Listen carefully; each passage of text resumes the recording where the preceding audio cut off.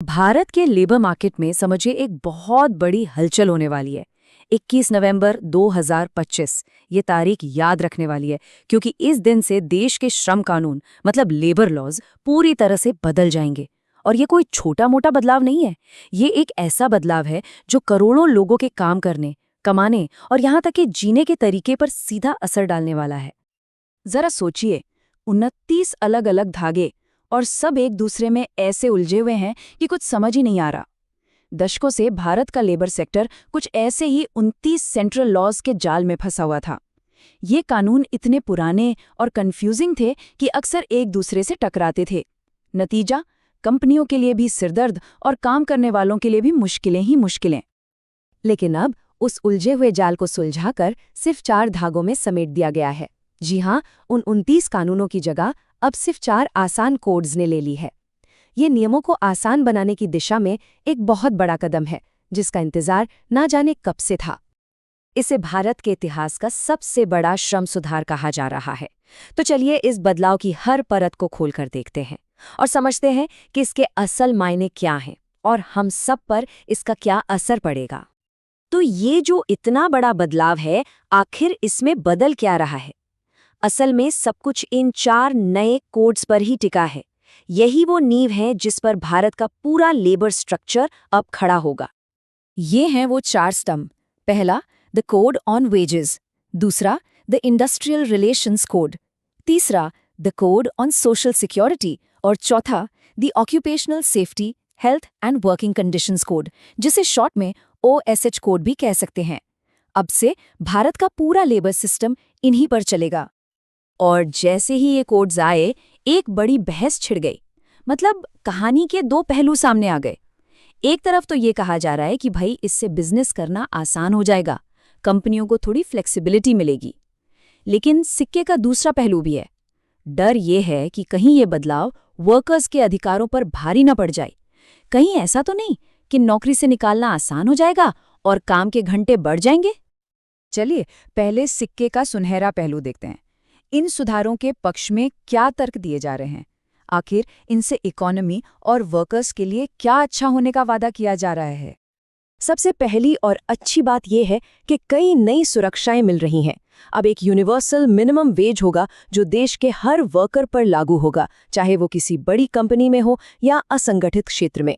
इसके अलावा सबको एक रिटन अपॉइंटमेंट लेटर देना अब जरूरी हो गया है और वेतन या वेजेस की परिभाषा को भी स्टैंडर्डाइज कर दिया गया है ताकि कोई कंफ्यूजन ही न रहे।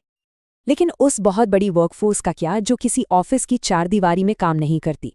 मेरा मतलब है हमारी तेजी से बढ़ती हुई गिग इकोनॉमी से। इन कानूनों में पहली बार गिग वर्कर शब्द को कानूनी तौर पर डिफाइन किया गया है। ये वो लोग हैं जो पारंपरिक एम्प्लॉयर एम्प्लॉय के रिश्ते से बाहर किसी डिजिटल प्लेटफॉर्म के जरिए कमाते हैं, जैसे हमारे डिलीवरी पार्टनर्स या ऑनलाइन काम करने वाले फ्रीलांसर। और ये वाकई एक मील का पत्थर है। भारत के इतिहास में पहली बार गिग और प्लेटफॉर्म वर्कर्स को सोशल सिक्योरिटी के दायरे में लाया जा रहा है। इसका मतलब है कि अब उन्हें भी प्रोविडेंट फंड, बीमा और रिटायरमेंट जैसे फायदे मिल सकेंगे। अब सवाल उठता है कि इसका पैसा कहाँ से आएगा? तो देखिए, अब ज़ोमैटो और ऊबर जैसी एग्रीगेटर कंपनियों को अपने सालाना टर्नओवर का 1 से 2% हिस्सा इन वर्कर्स के लिए बनाए गए सोशल सिक्योरिटी फंड में डालना होगा। ये इन प्लेटफॉर्म्स पर एक बहुत बड़ी जिम्मेदारी डाली गई है। तो हमने उम्मीदों की बात तो कर ली। अब जरा उन चिंताओं पर भी नजर डालते हैं जो इस बदलाव के साथ उठ रही हैं। आखिर क्यों आलोचक और ट्रेड यूनियनें इतनी परेशान हैं? देश की कई बड़ी ट्रेड यूनियनों ने इन कोड्स का जोरदार विरोध किया है। उनका तर्क बिल्कुल साफ है। ये सुधार वर्कर्स के अधिकारों को मजबूत नहीं बल्कि और ज्यादा कमजोर करते हैं। अब देखिए ये नंबर 299। इस एक नंबर ने सबसे ज्यादा विवाद खड़ा किया है। क्यों? क्योंकि अब जिन कंपनियों में 299 तक कर्मचारी हैं, वो सरकार से पूछे बिना लोगों को नौकरी से निकाल सकती हैं, मतलब ले ऑफ कर सकती हैं। पहले ये लिमिट सिर्फ 100 कर्मचारियों तक थी। तो जाहिर है जॉब सिक्योरिटी को लेकर एक बड़ा सवाल खड़ा हो गया है। काम के घंटों को लेकर भी एक बहुत बड़ा बदलाव है।